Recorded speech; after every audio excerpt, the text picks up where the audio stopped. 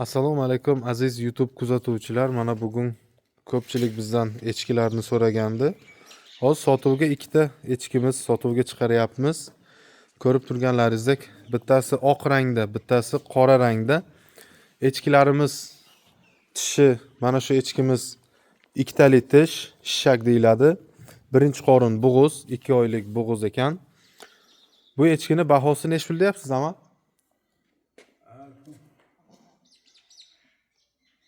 Senin milyonu da 3,5 milliondan, ha? arzon. Narxi 3,5 million, pul zarurligi uchun sotyapmiz deyishyapti. Zoti zanin echki. Bunisi esa bunisi alpin. Tishi to'rlik bo'lgan. Narxi 3,5 million. Yaqin orada tug'adi. Sut beradigan soskalari katta, ujur kosachadek shaklga kelgan. Kimga qiziq bo'lsa, zotdor echkilar qidirib yurgan obunachilarimiz bo'lsa, bizning manzil Samarqand shaharda joylashgan. Ekranda yozilgan telefon raqamlar orqali echkini egasi bilan bog'lansangiz bo'ladi.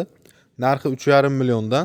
Rossiyskiy zotdor echkilar qora rangda va oq rangda ko'rib turganlaringizdek. Takasi ham bormi? Takasini sotib yuborishibdi ekan. Aziz obunachilar, kimga kerak bo'lsa bemalol telefon qilib murojaat qilasizlar. Bizdan ko'pchilik so'rashdi, echki sotuvda bormi deb.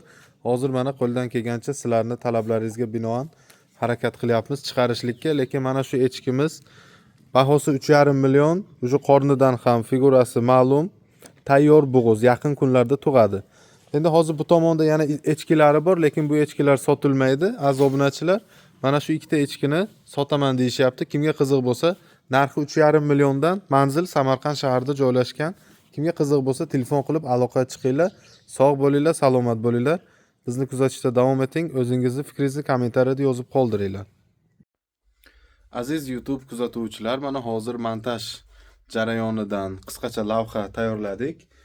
Ko'rib turganlaringizdek, qo'y echkilarni reklamasini chiqarib berdik. Bizning manzil Samarqand shaharida joylashgan. O'zimni shaxsiy ot anjomlar do'konimdaman.